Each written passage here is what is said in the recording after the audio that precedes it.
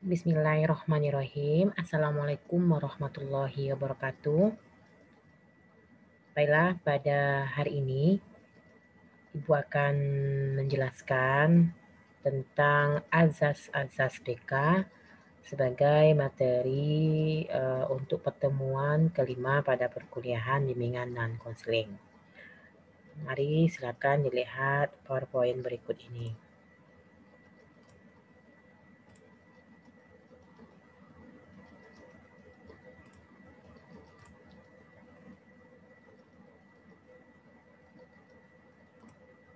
Oke, asas BK,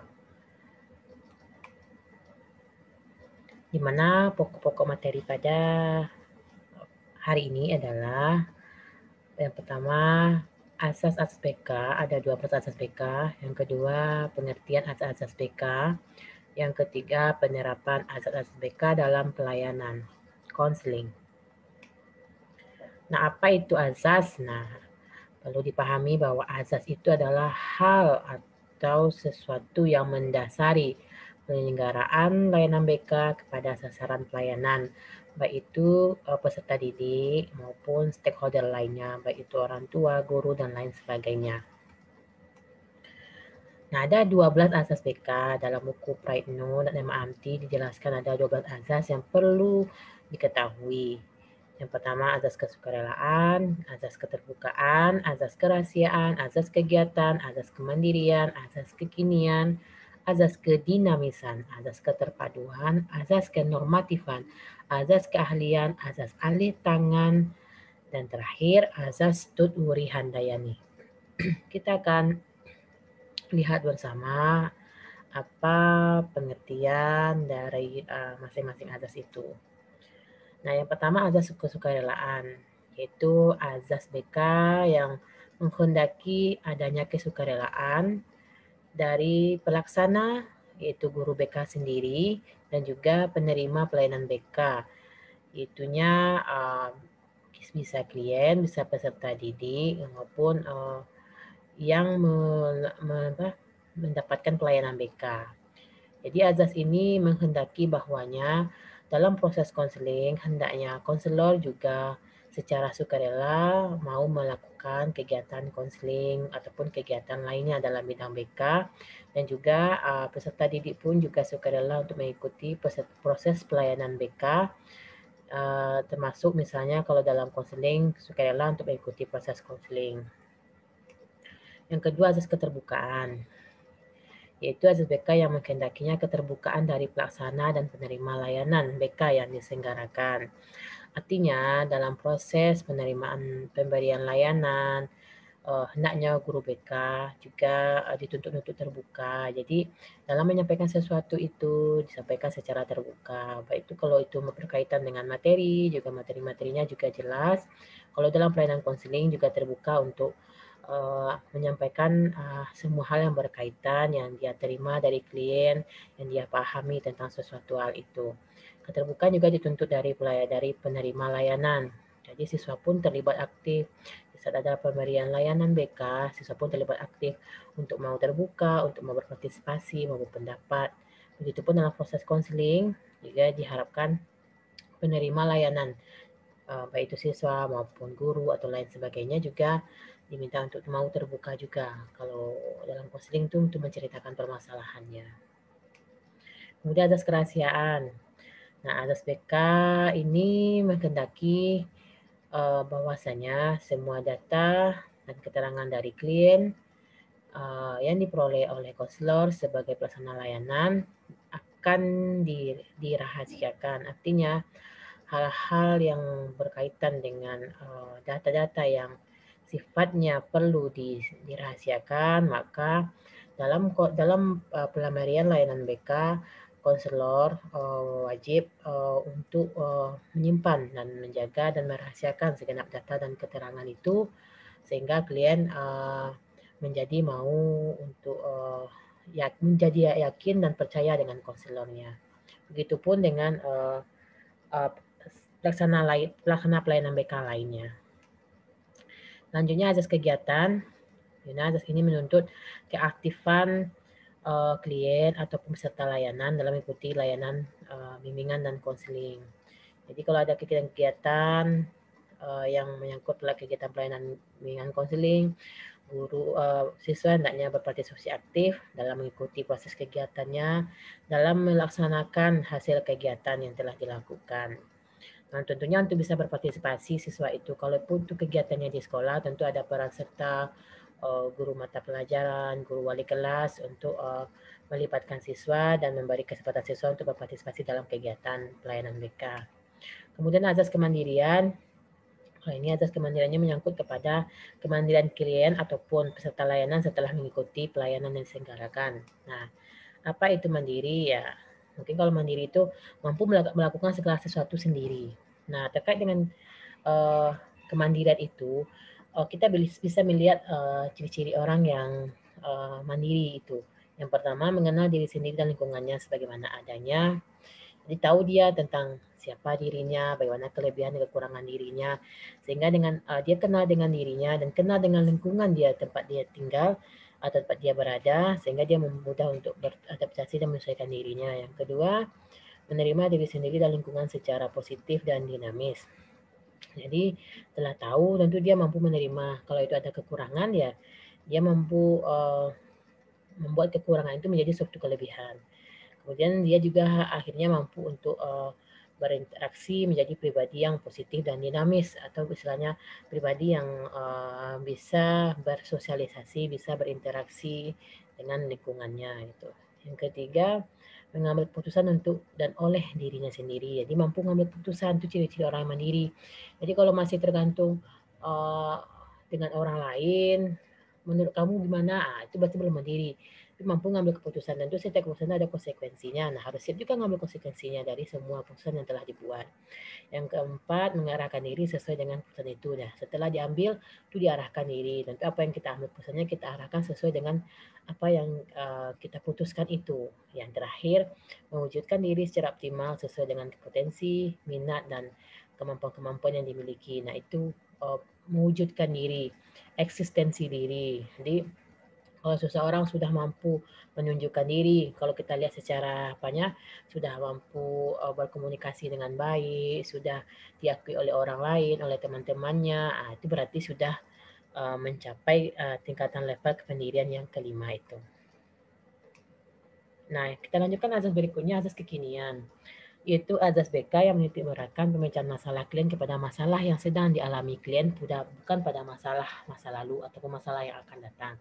Artinya, dalam proses pelayanan terhadap klien, baik dalam proses konseling maupun pemberian pelayanan-pelayanan lainnya, baik itu orientasi, informasi, itu dititik beratkan kepada unsur kekinian. Kalau masalah itu masalah yang dia rasakan sekarang, jadi tidak digali, tidak mendalami masa lalu, artinya bukan tidak, mungkin bisa saja ada pengaruhnya masa lalu ke masa sekarang, tapi tidak terlalu didalami, tapi bagaimana sekarang kondisinya, apa yang dialami dan apa yang dia rasakan.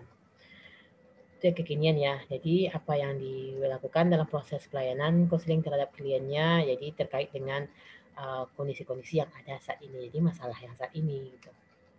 Azas kedinamisan, yaitu azas yang menghendaki perubahan yang dinamis pada individu penerima layanan setelah layanan diselenggarakan. Artinya ya individu mau melakukan, individu mau berubah diri, jadi menjadilah pribadi yang lebih maju, jadi pribadi yang mampu mengoptimalkan potensi dirinya. Jadi adanya perubahan diri gitu, dari klien dalam proses-proses pelayanan yang telah diberikan. Azas keterpaduan. Nah, ini azas keterpaduan itu adalah adanya keterpaduan dalam berbagai unsur dalam usaha membantu perkembangan optimal pada individu yang dilayani. Keterpaduan itu menyangkut apa? Isi dan proses layanan yang diberikan, serta keterpaduan antara satu layanan dengan layanan lainnya. Artinya proses pelaksanaan konseling, pelayanan konseling itu antara satu layanan dengan layanan lain itu saling berkaitan.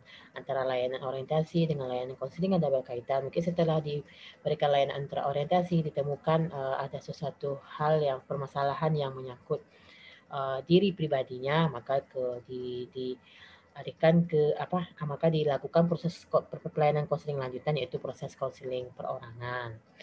Begitu dengan layanan yang lainnya, mungkin ada layanan himpunan data, layanan penguasaan konten, tidak mampu belajar efektif. Nah, tapi ternyata permasalahannya kurang konsentrasi, ada permasalahan keluarga. Apabila itu dialami oleh satu orang, dilanjutkan dengan proses kegiatan konseling perorangan. Tapi kalau lebih dari 10 orang, bisa dilakukan dalam kegiatan bimbingan kelompok. Jadi kalau sudah banyak di dalam bentuk kelompok, itu yang keterpaduan itu. Jadi antara layanan-layanan satu dengan layanan lainnya saling keterpaduan dan saling berkaitan satu sama lain. Asas kenormatifan ini, bahwa dalam pelayanan BK, pelaksanaan pelayanan BK itu ada penting yang perlu diperhatikan juga adalah bahwa dalam pelayanan itu harus diperhatikan bagaimana norma-norma yang berlaku. Jadi kita perlu tahu tentang budaya, kemudian bagaimana memperlakukan seseorang. Jadi semua itu sangat diperhatikan, bagaimana melayani, memberikan pelayanan kepada orang yang lebih muda atau yang lebih tua. Itu perlu diperhatikan juga cara bertingkah laku dan cara berkomunikasinya, itu sangat diperhatikan sekali norma-norma itu. Kemudian azas keahlian, yaitu azas yang menekankan pentingnya pelaksanaan BK oleh orang yang ahli dalam bidang BK. Nah, itu jelas sekali bahwa orang yang berhak melakukan pelayanan BK itu adalah mereka yang harus memiliki kualifikasi S1 BK plus pendidikan profesi konselor. Jadi sudah menyelesaikan pendidikan S1 BK, kemudian juga sudah menyelesaikan pendidikan profesi konselor. Kenapa begitu? Karena untuk bisa melaksanakan pelayanan BK itu memang harus orang yang ahli. Kalau tidak, nanti akan menjadi salah dalam salah pelayanan terhadap klien dan juga akan menghilangkan arti keberadaan pelayanan bimbingan dan konseling. Terakhir, dua terakhir ini, azas alih tangan, yaitu azas yang mengisyaratkan bahwa pelayanan bimbingan konseling bukanlah satu-satunya pelayanan yang membantu individu keluar dari masalahnya. Nah, artinya kalau nanti ditemukan, karena sebenarnya telah sebagaimana Ananda ketahui dan perlu diketahui juga bahwanya pelayanan BK itu diberikan kepada individu yang normal tapi bermasalah. Jadi kalau ada konteks masalahnya itu masalah psikis dalam kondisi yang tarapan normal dan individunya normal dan memang ada mengalami permasalahan, itu masih dalam layanan BK. Tapi kalau sudah menyangkut adanya kelainan secara psikis, mungkin ya gangguan-gangguan yang menyangkut ini lebih kepada psikosomatis atau proses-proses lainnya yang mungkin sifatnya lebih ke kejiwaan, nah itu bisa kita alihkan ke bagian dokter jiwa atau juga bisa kita alihkan ke psikolog. Kalau dia nanti arahnya lebih kepada kesehatan, kita alihkan ke dokter dan ahli-ahli lainnya gitu. Jadi ada namanya ahli tangan. Jadi kalau koridornya sudah melebihi tidak lagi individu normal tapi abnormal, itu dialihkan. Sehingga pelayanan konseling itu memang pelayanan yang profesional untuk individu-individu yang normal dan normal tapi bermasalah. Yang terakhir azab Uriyana ini yaitu azas yang mengandung pengertian bahwa pelayanan BK itu membantu mengembangkan potensi peserta didik atau klien secara optimal. Jadi memberikan rasa aman, perhatian, serta bimbingan kepada didik sehingga menjadi pribadi yang bertanggung jawab. Itu yang Tuturi Handayani.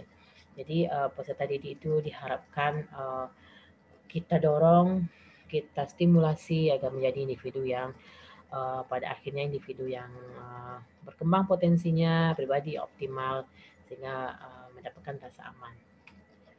Nah, penyerapan azas BK dapat dilakukan misalnya dalam adanya kesukarelaan dalam pelaksanaan layanan, menerima kehadiran peserta didik untuk mengikuti layanan. Nah, itu dia. Salah satu tentunya kalau kesukarelaan, jadi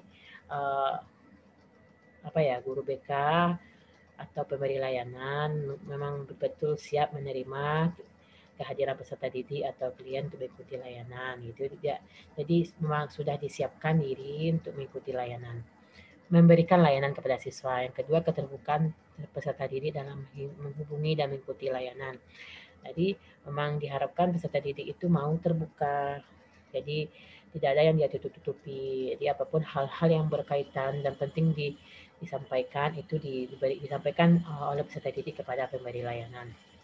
Kemudian keterbukaan dalam menyampaikan masalah. Jadi kalau ingin sesuatu hal yang dirasa mengganggu itu ingin diselesaikan, maka keterbukaan itu sangat penting lagi dalam proses pelayanan konseling. Terima kasih, itu penjelasan dari Ibu. Semoga bermanfaat. Kita akhiri dengan Assalamualaikum warahmatullahi wabarakatuh.